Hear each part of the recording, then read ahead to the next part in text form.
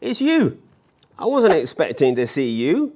But listen, as you're here, sit down and take a look at this. I've been doing some research into Euromyths. You know what they are? Well, they're stories about the European Union which are funny, I guess.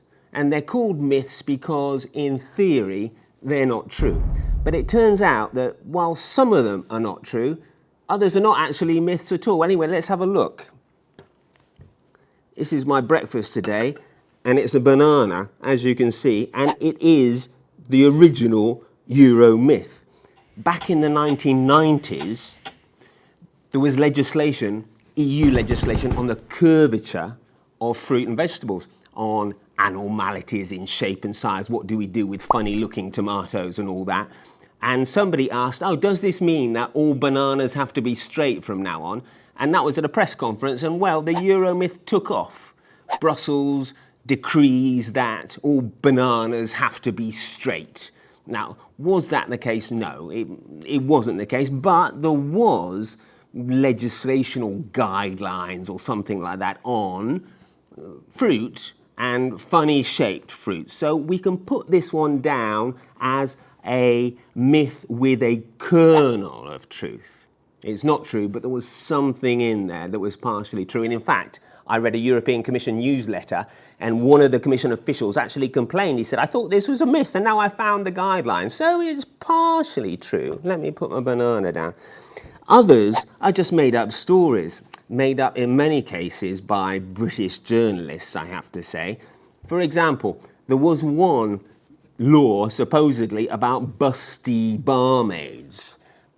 Especially those German busty barmaids, and the law stated they had to cover up. They could no longer be busty. They had to put sun cream on or something like that. And this was a myth in the sense that it was totally made up. But it was a great fun story, and all the German politicians got really angry about it and said they would never drink beer again or never go to these beer halls if they couldn't see a busty barmaid.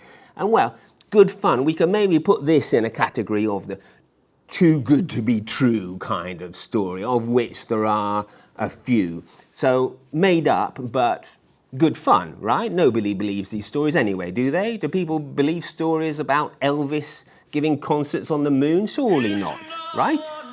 Right, okay. And there are a few like that. Another one is the EU was going to legislate on condom sizes. There was going to be a one-size-fits-all condom decided by the EU.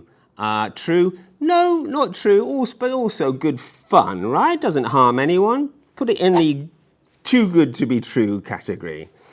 Now, in the partially true category, we have another very UK story. Obviously, when the UK was a member of the EU, I'm British, we used to make fun of the EU. And this story came up about metric weights and measurements.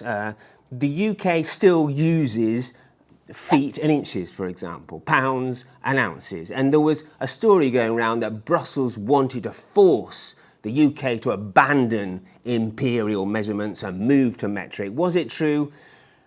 Sort of partly true, partly false, in the sense that even before the UK joined the EU, the UK was already moving towards metric measurements, and then there was EU legislation designed to standardise measurements across the EU, and so it was sort of partly true, partly false, and at the end of the day, no one really knew whether it was true or false, to be honest with you, but we'll put it down as one of these stories that has a kernel of truth to them, but sort of made up at the same time.